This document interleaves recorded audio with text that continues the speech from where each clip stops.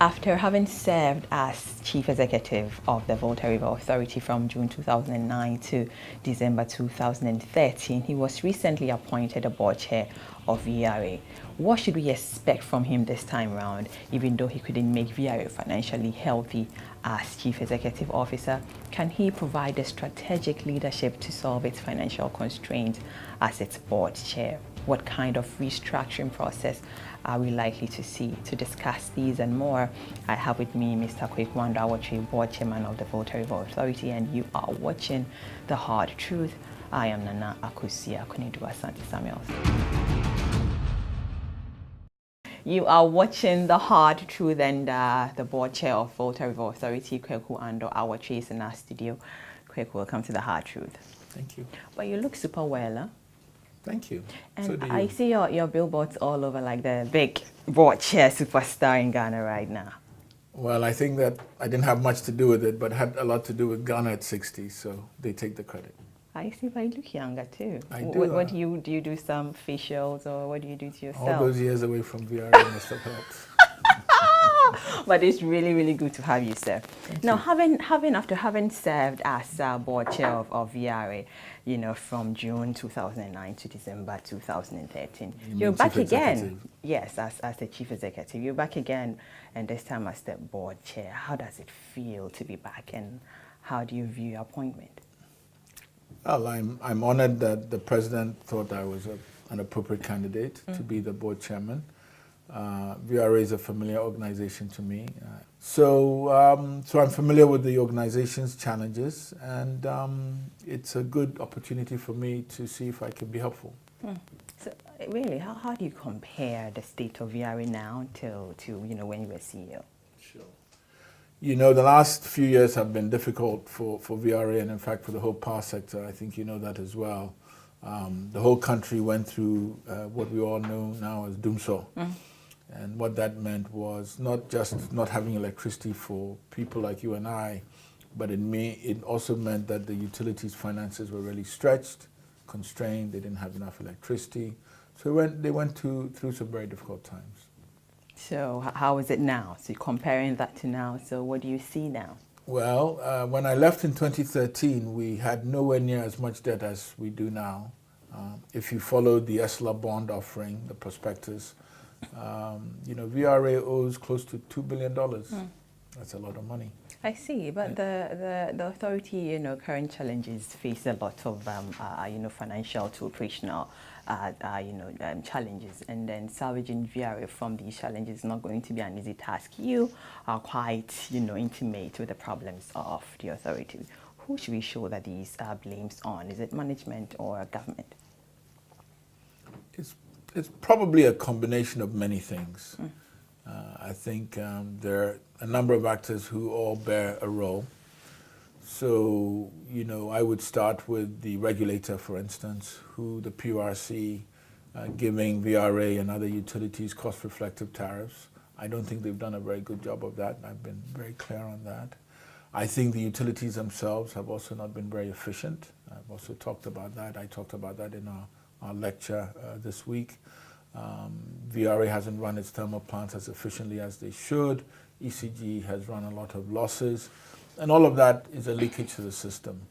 So those two things really make a difference. And I think when government doesn't pay up, especially when government doesn't pay its bills to ECG, the MDAs, that also makes a big difference. I would say those are the three big things. But really, people say that he was with the NDC government and he's with NPP and he lobbied for the position. Did you lobby to get the board chair position? That would be, let's just say that I said I was available to help, and if they needed me, I was available. Oh, so you actually told them you were available to help them? Yes, I did. Okay, and what happened? They called you and you're here now. Here I am. But after the inauguration of the board, you did indicate that the board will make sure that, improve the outcome. And I'm sure other boards said the same thing. Isn't it? It's a common mantra. When I come, I'm going to do this and I'm going to improve the outcome. That's true. I think every board is charged with improving things. I mean, if a board doesn't improve the situation of the company it governs, then it hasn't done a good job. So you're right. I mean, we're supposed to say that. but saying it and doing it are always two different things. So the proof is in the eating of the pudding. So how different would that be?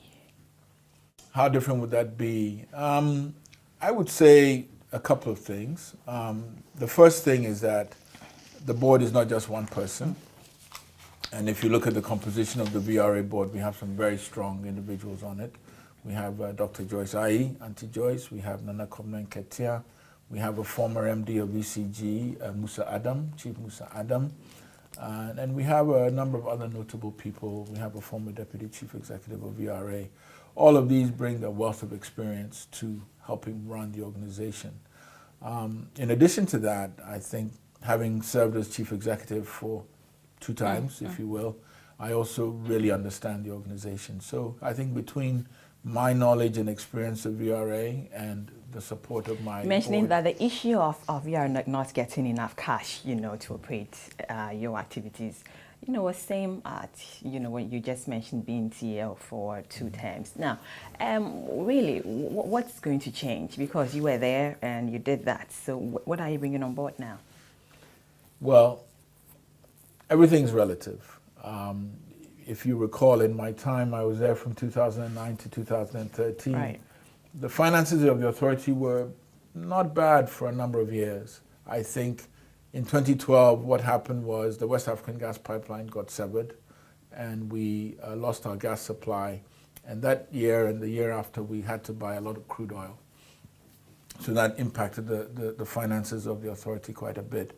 But if you compare where we were then and where we are today, we're in 2 different places, and that's because of the prolonged doomsday that I mentioned. So,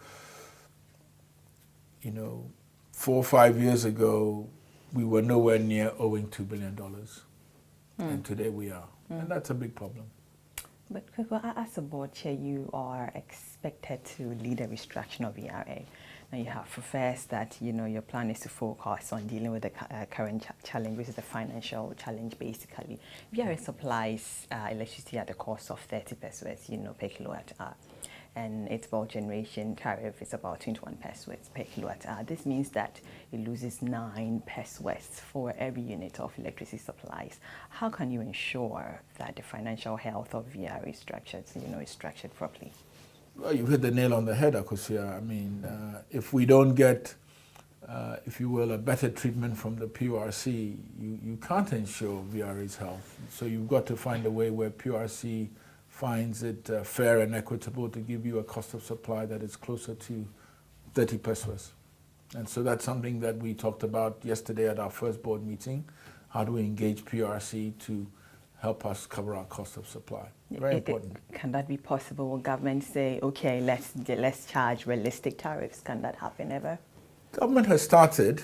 I mean, we also mentioned, and I also mentioned in my lecture, that if you look at the retail cost tariff, the end user tariff to us, they're very high. So government seems to have no difficulty passing some high tariffs. I think the challenge now is how do we do it across the board? Because there are pockets of what we call cross-subsidization that's taking place. So maybe there's a low tariff over here and a high tariff over here, and we've got to find a way to even that out. So it's possible. Is it possible again? I mean, I'm just wondering, can that happen? So 30 pesos, can we ever buy tariffs at that price, same price? We can. I mean, can we reduce the cost? It's possible. It's possible. One of the most important parts of the cost of electricity is the cost of fuel. So, our plants today run on either crude oil or gas. So, a few years ago, the cost of crude oil was $100. Today, it's $50. So right there, you can get a reduction. Today, the price of gas in the country is about $8 or $9, depending on where it comes from. And I've heard the minister, you may have heard the same, minister is going to look for ways to reduce the cost of gas. If he does that, or if we're successful, like he asked, we should also be able to reduce the price of electricity. Now, let's see, the VRA owes Ghana Gas $600 million and gas and West Africa Gas Pipeline about $180 million and crude supplies about 170. Although there are plans to retire debt, if the root cause of it is not addressed, won't this come back or to square one? That's a very good point you make, and that's something that we really have to pay attention to. So government is, busy with the ESLA bond, raising the money, and we know it's closing this week. But if we don't address the inefficiencies in the chain, if VRA doesn't become more efficient, if ECG doesn't become more efficient, we'll be right back where we started in a few years' time. Absolutely true. In 2015, the Mahama administration, introduced the Energy Sector Levy Act that led to the increase of tariffs. Energy Minister, you mentioned about Shejaku, hinted that Ghana will witness reduction in the energy tariffs in 2018. Do you think it's feasible? It's possible for the reasons I mentioned. I mean, if the government is able to secure a reduction in gas prices, that's possible. We know that a couple of things are going on right now with the West African gas pipeline. Sankofa is going to come on next year. And once that happens, just even that, basically the way the calculation for gas is dependent on the volume of gas. So the more gas is produced and sent through the pipe, the lower the price of gas. So that alone will reduce the price of gas. I think the government is trying to do some other things to lower the price of gas. But if any of those happen, we should see a reduction in power. But really, you saying this, and then it sounds so easier, and then it's like it's possible. Is it, all talk and no action? Do you guys talk and you don't do? I can't speak for the government. I'm just the chairman of VRA. But from where you sit, It's not easy because there are other actors involved that represent private interests. I mean, you have companies like ENI, you have companies like Tullow, Cosmos, they all have shareholders to protect. So it does require a certain negotiation to take place, and I presume government is trying to do that. And there's no guarantee they will succeed, but there are a number of things going on that help. So if more volume comes through the pipeline, prices will come down. If they're able to bring more gas from Nigeria, prices will come down. So those are the kind of things that will help the negotiation, but it's not a guarantee.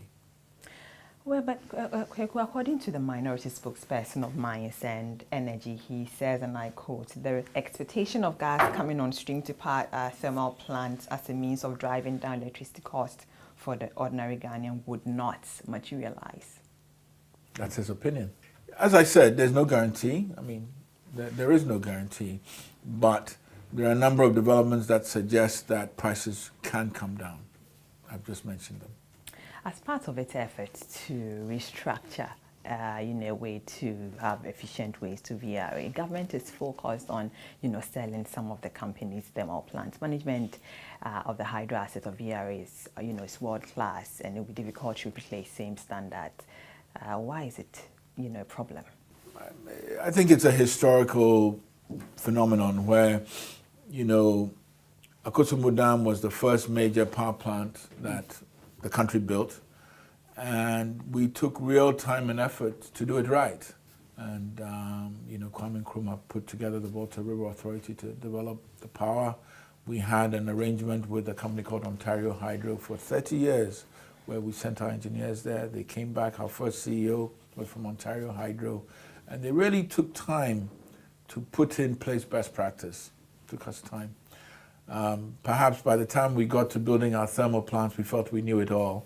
But thermal plants are very different from hydro plants. And I think it's in that period where we didn't spend as much time, we weren't as diligent, we weren't as careful to run them as well. In addition to that, I think the other thing that happens running thermal plants is that they need a lot more money to operate. So you build your dam, the water is free. Now you build a thermal plant, you've got to pay $50, $60, $100 to run your fuel. And that is where we've had a lot of difficulties, because it comes back to the tariff.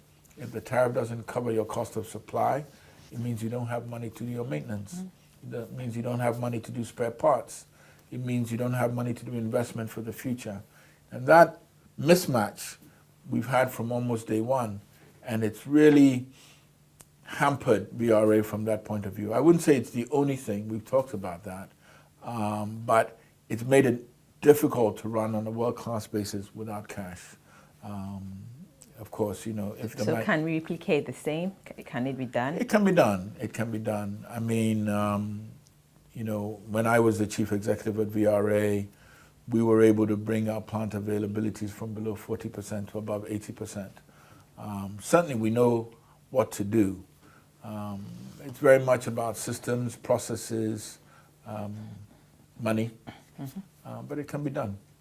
We've done it before. Kweku, you have also stated that the invitation of private sector players into the thermal asset of VRA is an important issue on your agenda. To what extent, Kweku, would the sale of these thermal assets solve the problems of VRA? Good question. It's a stated intention of the new government. But it has been talked about for many years. It's not the first time. I mean, when I was the chief executive, there was a paper that came out of the ministry talking about these very issues. So it's not a new idea. Will it solve our problems? If it's well designed, it could. And I wouldn't really call it selling our assets. I think I would call it bringing private investors in to manage the assets with us.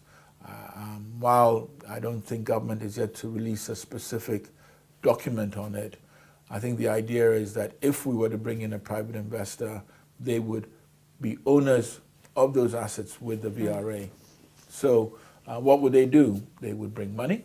It's something we said we didn't have. They would bring some expertise, and we would help them do that. So I think the idea is the private sector often runs at a more efficient standard than the public sector. It doesn't have to be that way. But the idea is bring some money, bring some good techniques, and that will help run those plants better. We'll be right back.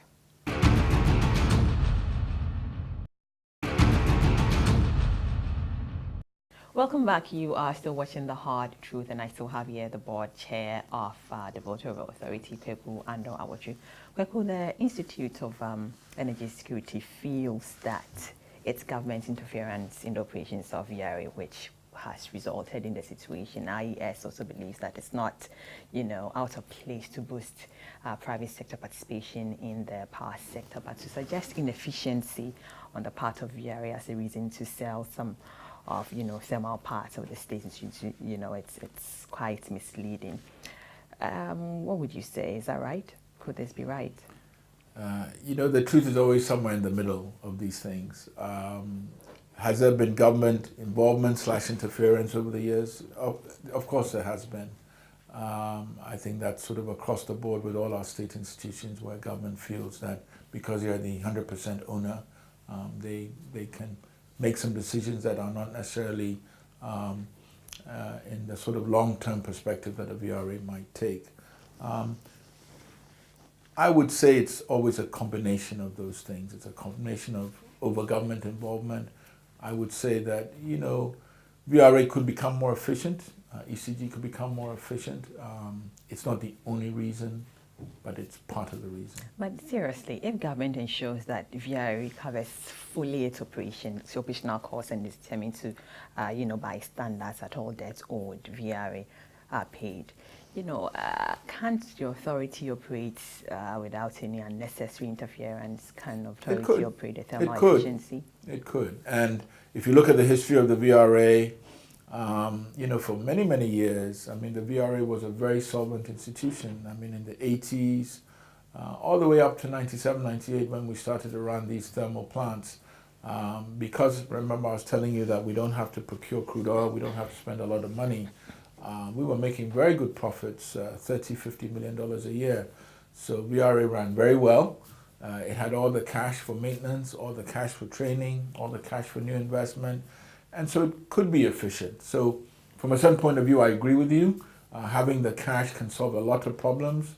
But it doesn't mean that you can't be efficient without as much cash. But it certainly would solve a lot of problems.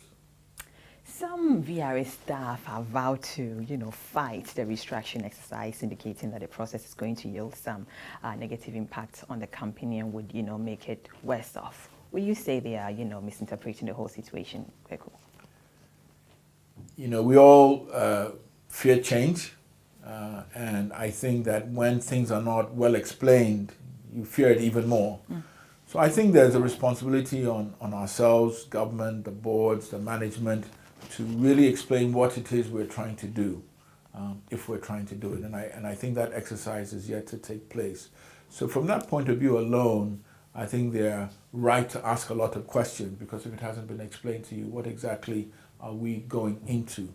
But having said that, so what have you, are you going to explain, have you explained better to them? We just became board members, so it's a process that's yet to start. But it has to happen. But having said that, really, you know, what they say, the devil is in the details. I mean, the idea of private sector participation by itself is not bad, but if it's not designed properly, it can hurt your worker. On the other hand, if it's designed well, everybody can win. You have more cash, you have more training, you have more partnership, you have more opportunity. Your worker can now work not just in Ghana, but at a sister plant in Indonesia or India or somewhere else in Africa. So how we design these things is just as important as the idea of it. And having just the idea of private sector participation is not enough. The Senior Staff Association again of VRA has argued the sale of, and it could result in higher consumer tariff bills and even power crisis if other companies insist that there are other public institutions to pay more of that. I mean, aren't these valid concerns? Yes, they are valid concerns, and it could. As I said, I mean, we do see instances around the world where the private sector is let in and the prices of goods go high. I mean, it's happened in India, it's happened even in America. So the design of these things is very important, and I think the senior staff are right to be worried, but private sector doesn't mean it's poorly designed. It's sort of two different things. And I think what our focus ought to be, as I said, as management, as boards, as even the administration, is let's make sure that whatever is done is properly designed so that there's a win-win for everybody and prices stay down, and that can happen. But they've also stated, the workers they've also stated that whatever informed the decision to sell the assets of the thermal plant was not based on any proper root cause analysis of VRA's problems and that of the entire power sector.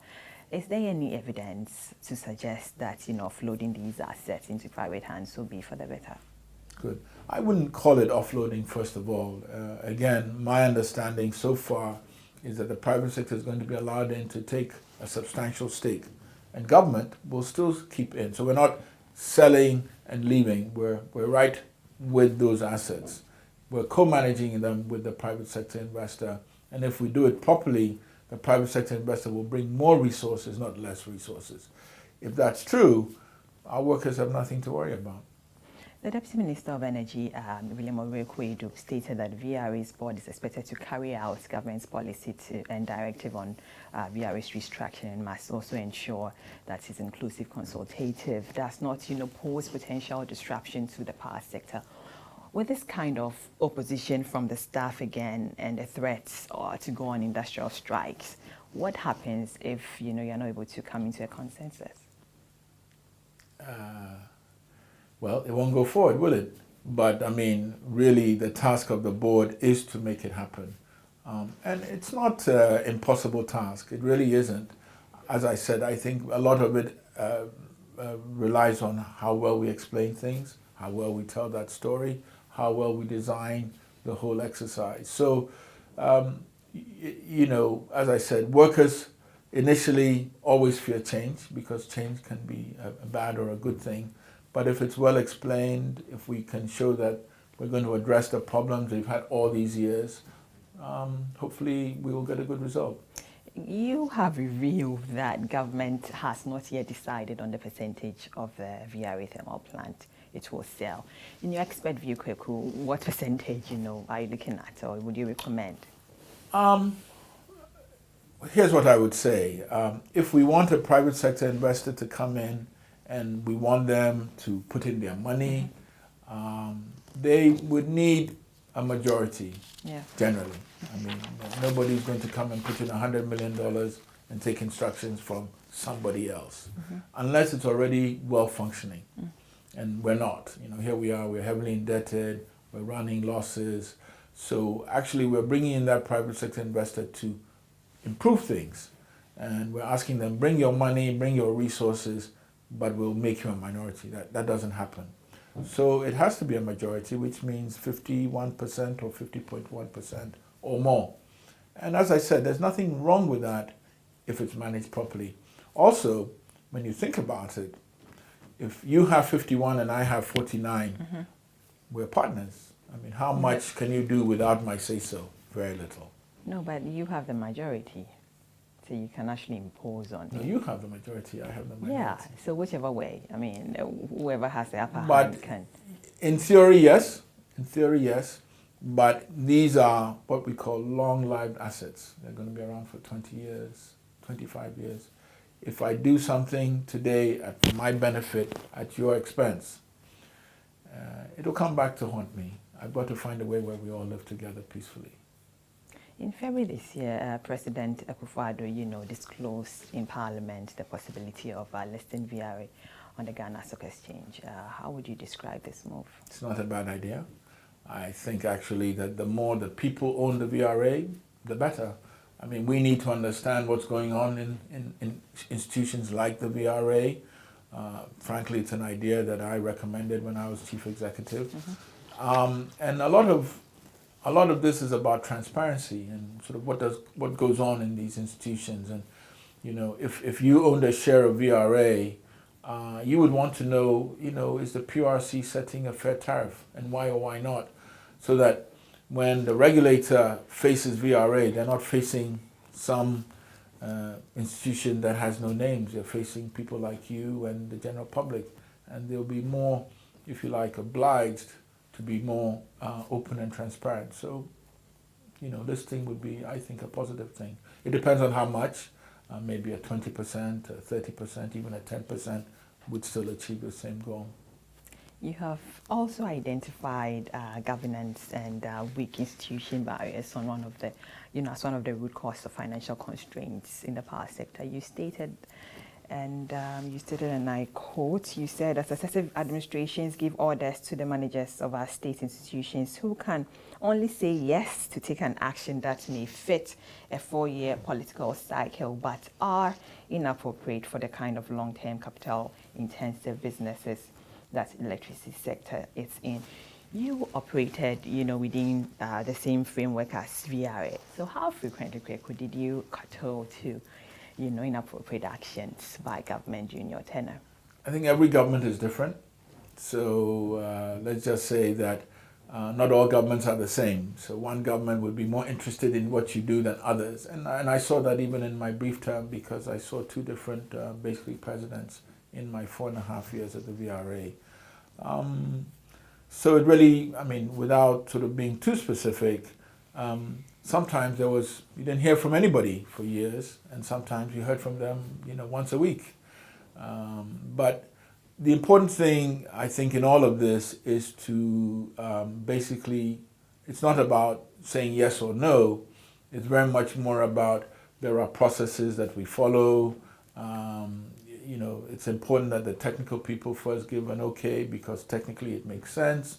The engineering people give an okay, the finance people give an okay, and boards are there to give the final approval. Anytime we short-circuit that, we run the risk of getting a bad decision. If we run through that process normally, whatever came from up on high, you have a better chance of having a good decision. Were you forced to take specific decisions for the authority? What I would say is that every now and again I was asked to do certain things, and we would review them and go through the process. So if it passed the process and my board in that case said it's a good idea, we'd done the right thing.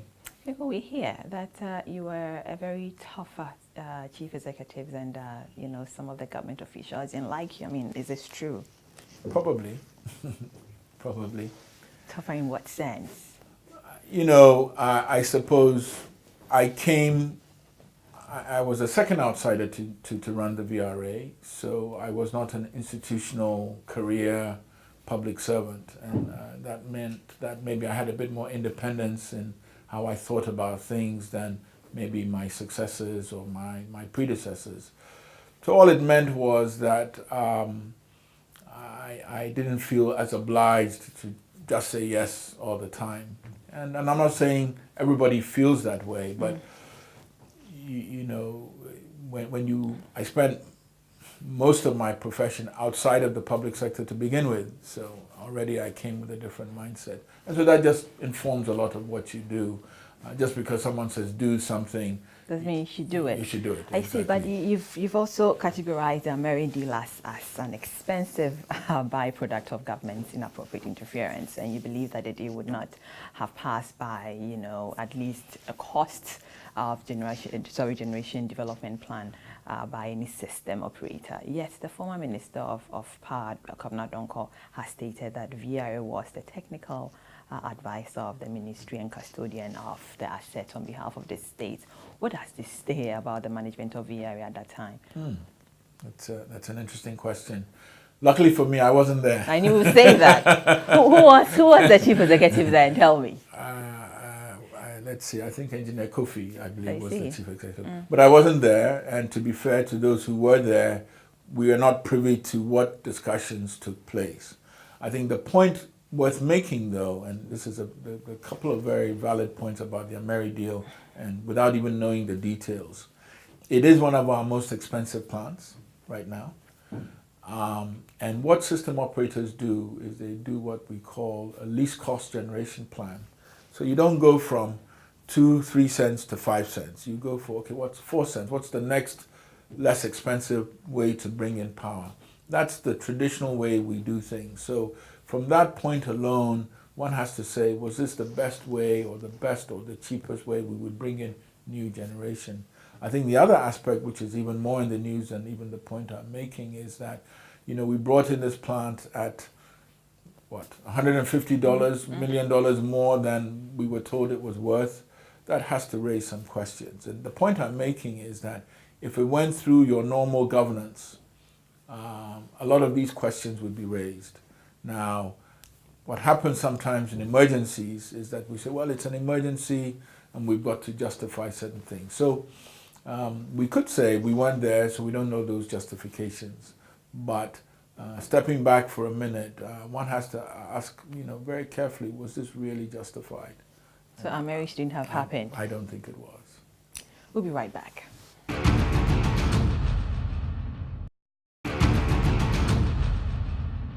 Welcome back. You are still watching The Hard Truth, and Kweku and Awotwi, board chair of Volta Authority, is still here. Kweku, you know, you have served in various capacities of VRA under two different governments, NDC and NPP.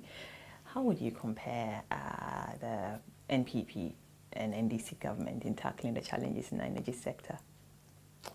I don't think you could generalize, and I mean that. I first served under President Kufuor, who, you know, it's early days. I think has probably quite a different style from Nana Akufo-Addo, but it's very early for even this administration. So Kufuor, then Mills, and then Nana, then yeah. President Mahama, yeah. So they're all different, and I would not say MPP behaves a certain way and NDC behaves a certain way. I don't think that's true. I think it's very much about the personality of the leader who's there at the time. So, I mean, which was effective? I mean, did you find challenges with any of the governments? Each government had its challenges. I'm sure listeners would like to know. I think President Kufuor was a very hands-on president. He was interested in every detail, not a bad thing. And he wanted to make sure things were done right. Of course, when I served under him, VRA was going through some industrial crisis, so it was actually very important for him to understand that things were getting better and not worse. When I came in under President Mills, things were very calm. And so for many, many years, we were in a very calm situation until the West African gas pipeline broke. And I think after that, we got into a bit of a crisis situation. Doomsaw started, and, you know, everybody started getting a bit antsy and worried. So different behavior. I think today, things have substantially improved from a power point of view, but the issues are mostly financial. And I think Nana Akufo-Addo is trying to address those issues. Well, what of President Mills? Do you have a good rapport with him? Yes, I did. You know, he, as I said, but at the time, we had no crisis to speak of. It was just about managing the assets. It was a very congenial, very friendly, very approachable, a gentleman, and I enjoyed working for him. And President Mahama? I didn't see him as much. I think he was more worried about trying to fix Dumso. So I think he was a bit more worried about those things. And then you were in charge, so weren't you communicating much? From time to time, yes, from time to time. But he came with his own administration, so he had his own ideas. He didn't pick me the way President Mills picked me, and so that makes a difference. How did Mills pick you? I believe he I don't know the whole story. I understand he surveyed a lot of his aides and industry people and asked for a good recommendation, and my name came up. Asked a good recommendation, and then Mahama. I mean, how was it? But as I said, Mahama inherited me, so he didn't have to ask for me. He had to decide whether he wanted to keep me. Well, let's take a trip down memory lane and look at how you exited from VRA as a chief executive. Some people felt that Kweku was doing super well, and were surprised when you were replaced. Why were you sacked? Can I say that? Sure, why not? Why were you sacked, Kweku? Truthfully, I have no idea. You have no idea? No. They didn't give any reason for you? Okay. No. Was President Mahama not satisfied with your work or output? I have no idea. I think what I would say is that, when you take these positions, you get to understand it's the prerogative of every president to pick his team. So, in a way, whether I was doing a good job or a bad job, it almost didn't matter.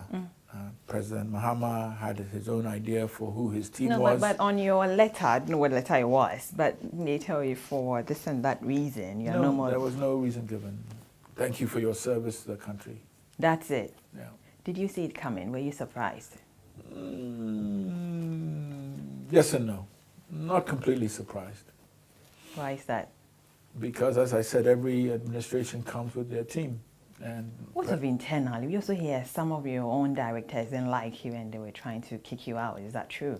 It could be. I can't attest to that. But, this business is not a popularity contest. If you try and please everyone, you please nobody. So if I made some people unhappy, I must have been doing something I remember right. there was a popular paper, there's a popular paper, Hajj, in 2030. He said more ominous of all the dismissals of the Mahama administration is the outing of Chief Executive Officer Kweku Awotwi, who is said to have 8 more months for his contract to run out, and was leading a VRA government of Ghana team to a conference in China, only to be whispered to at the conference hall that you've been sacked. I mean, is it the same thing that happened? I mean, is that a clear picture of description that happened? That sounds like what happened to Kwame Nkrumah, not to me.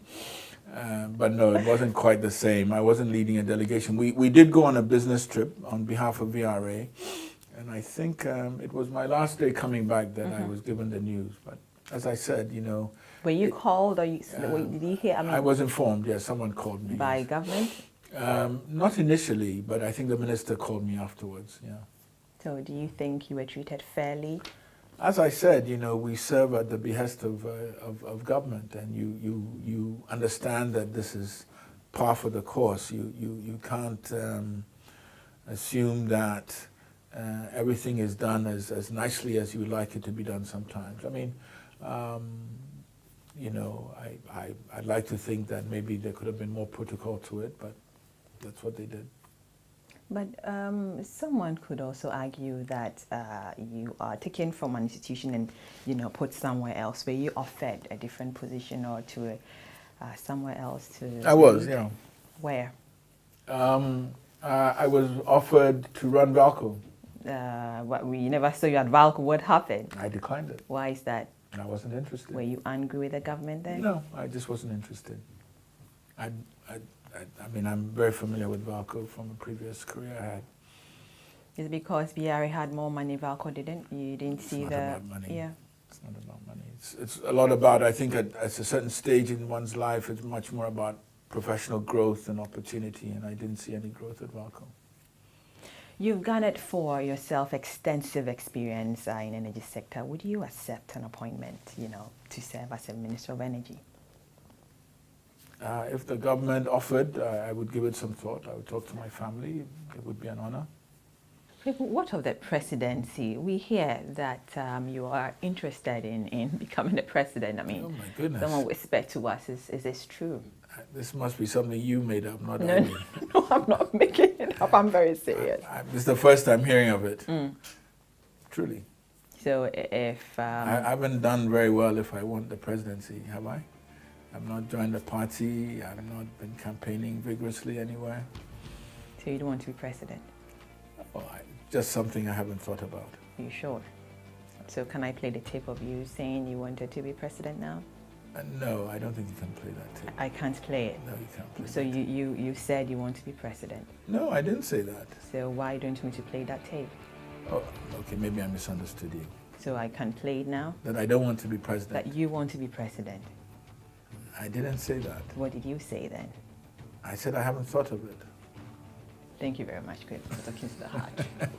Kweku Awotwi is the board chair of the Volta Authority, and you've been watching The Hard Truth. I need you to put your comments on all our social media platforms on your screens right now. My name is Nana Akosia Kunidra Santi Samuels. Have a good evening. Thank you for watching.